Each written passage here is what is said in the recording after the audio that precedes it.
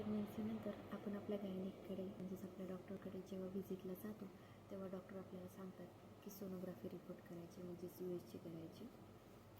आणि आपण जेव्हा जेव्हा USG करायला जातो आणि रिपोर्ट येतो तेव्हा ते शब्द, तांत्रिक शब्द काही खूप अवघड असतात जे आपल्याला कळण्यास कठीण जातात आणि आपण बेचैन होतो की बाबा हे काय लिहिलं आहे, समजत नाही आहे.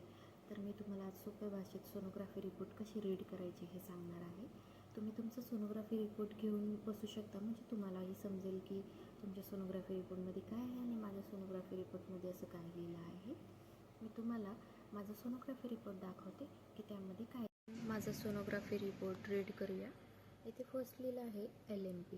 LMP म्हणजेच काय तर लास्ट मेन्स्ट्रुअल पिरियड आणि तारीख दिली आहे 28/1/2025. म्हणजेच माझी लास्ट मेन्स्ट्रुअल पिरियडची जी डेट होती ती 28/1/2025 होती. त्यानंतर इथे लिहिले आहे EDD बाय LMP 4/11/25. EDD म्हणजे काय तर एस्टिमेटेड डेट ऑफ डिलेवरी, म्हणजेच आपल्या डिलेवरी कोणत्या तारखेला होऊ शकते याचा अंदाजित तारीख ही दिलेली असते.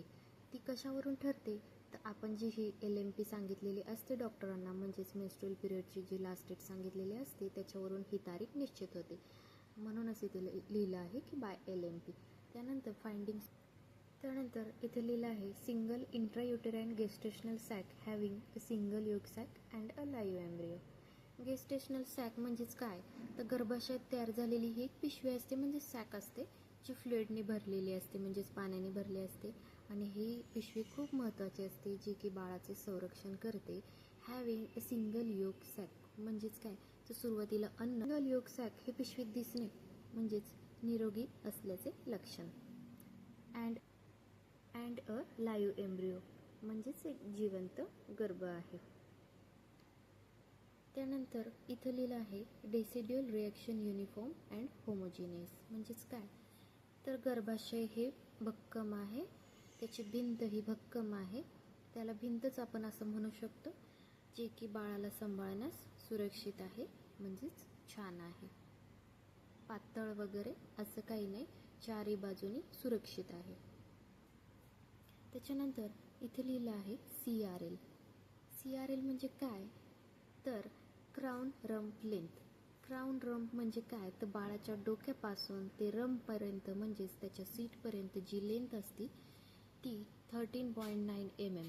म्हणजेच ही लेंथ CRL 13.9 mm एवढी त्याची लेंथ आहे. म्हणजेच यानुसार बाळाचे वय हे 7 आठवडे आणि 5 दिवसाचे आहे. त्याच्यानंतर गेस्टेशनल सॅक म्हणजेच काय तर गर्भाशयात तयार झालेली ही जी पिशवी असते जी फ्लुइडने भरलेली असते त्याचा रेग्युलर कॉन्टर म्हणजेच त्याचा आकार हा व्यवस्थित असून त्याचा डायमीटर हा 27.6 असून त्याचे वय हे 7 आठवडे 6 दिवस असण्याची शक्यता आहे.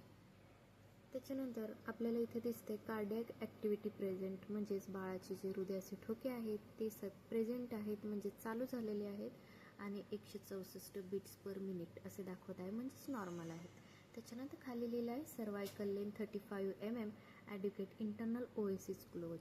इंटरनल ओएसिस क्लोज म्हणजेच काय तर हे गर्भाशयाचे मुख हे बंद आहे, म्हणजेच प्रीटर्म लेबर म्हणजेच अकाली प्रसूतीचा जो धोका असतो तो टळलेला आहे, तो सध्या तरी नाही कारण ओएसिस क्लोज. त्याच्यानंतर इथं खाली लिहिलं आहे single live intrauterine pregnancy of average ultrasound age is 7 weeks 6 days. म्हणजेच काय तर मी सांगितलेल्या माझ्या LMPच्या तारखेनुसार जे वय असायला पाहिजे बाळाचे ते 7 आठवडे 3 दिवस आहे, पण सोनोग्राफीनुसार ते 7 आठवडे 6 दिवस आहे. म्हणजेच यात 3 दिवसाचा फरक आहे आणि 3 दिवसांनी थोडे मोठे दाखवत आहे. पण यात घाबरून जाण्याची काही आवश्यकता नाही, म्हणजे छानच आहे. 3 दिवसांनी त्याची वाढ थोडी जास्तच आहे. त्याच्यानंतर मला डॉक्टरांनी ॲडवाईज केलं आहे की नेक्स्ट जे स्कॅन असणार आहे ते NT स्कॅन असणार आहे, ते आठवडा 12 ते आठवडा 13 यांच्या दरम्यान होणार आहे आणि ती खूप महत्त्वाची NT स्कॅन असणार आहे. त्याचा रिपोर्टही मी तुम्हाला लवकरच शेअर करेल. जो रिपोर्ट मी माझा सांगितला आहे तो 7 आठवडे आणि 3 दिवसांचा हा माझा पहिला USG रिपोर्ट आहे जो मी तुम्हाला रीड करून दाखवला आहे. नेक्स्ट माझा रिपोर्ट असणार आहे NT स्कॅन आणि तोही मी तुम्हाला लवकरात लवकर शेअर करेल. खूप महत्त्वाचा असा असतो तो NT स्कॅन, जो 12 ते 13 या आठवड्यांमध्ये केला जातो. हा व्हिडिओ आवडल्यास लाईक करा, शेअर करा आणि सबस्क्राईब करायला मात्र विसरू नका.